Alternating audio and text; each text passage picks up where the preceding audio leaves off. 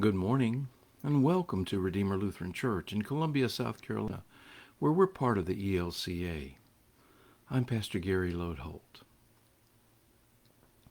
All week long, we have been looking at how the Bible views death, and yesterday we ended with a powerful emphasis on the hope we have in Christ.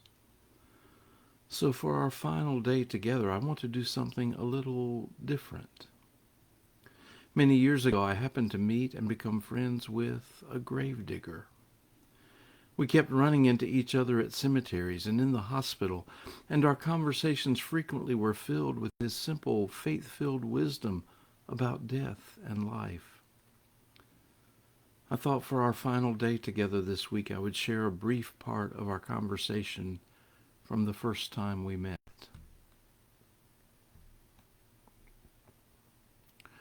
We were in a cemetery after a burial, me in my clerical collar, and him with his shovel and his work clothes. As I observed at the time, starched collar side by side with blue collar. We were standing off to the side talking as the mourners were visiting with each other by the graveside, and he had already shared so much with me. Suddenly he said, "You know, Reverend, dead people don't die all at once." "What?" I said, for he had caught me by surprise. "That's right," he said, nodding his head. "Dead people don't die all at once. Some of 'em live on for a long time. I seen 'em. I seen 'em come, and I seen 'em piddle around, fussing with this, fussing with that, pulling weeds here, mashing the grass down there.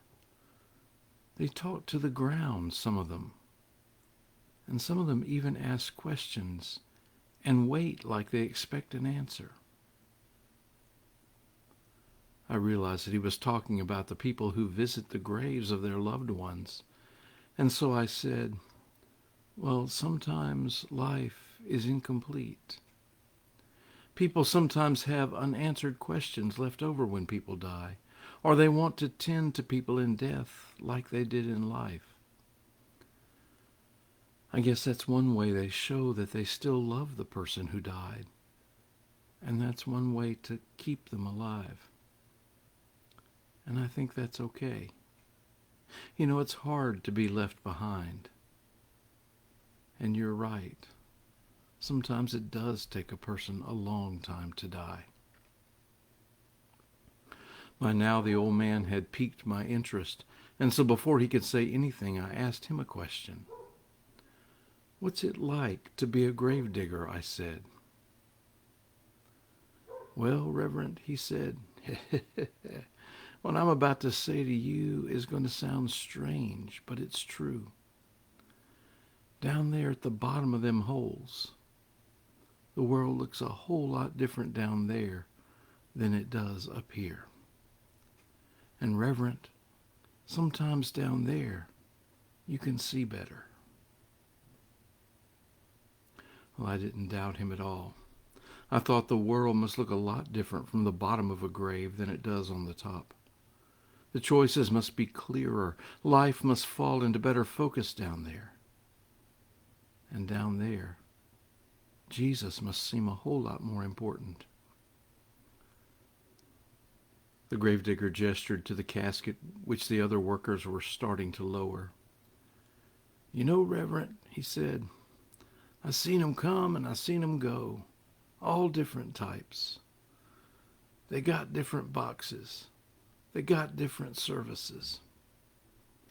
But I dig the hole the same way every time." I stood there for a few moments and watched the last of the family get into the funeral cars, and I thought about what he had said. Yes, death was the great leveler, the great equalizer. But I didn't think that that was what this simple man of deep faith was talking about at all. Instead, somehow I knew he was talking about grace and about God's love in Jesus, which reaches out to each and every one of us just the same.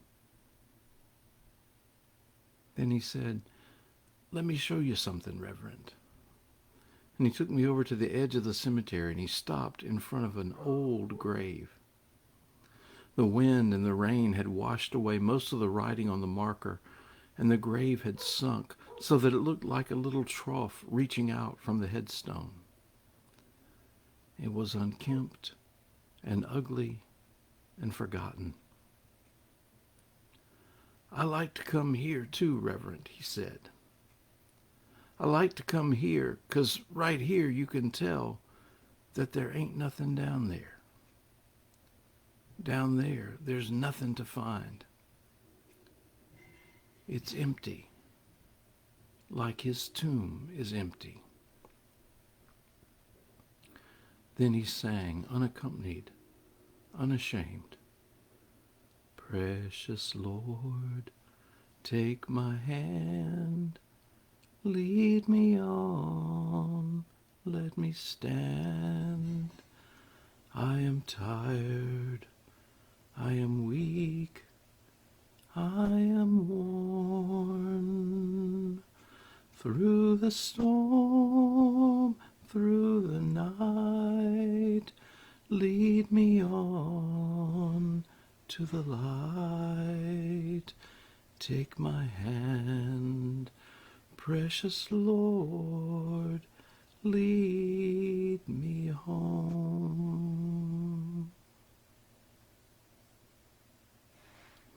Thanks for watching, and remember to let this day belong to God.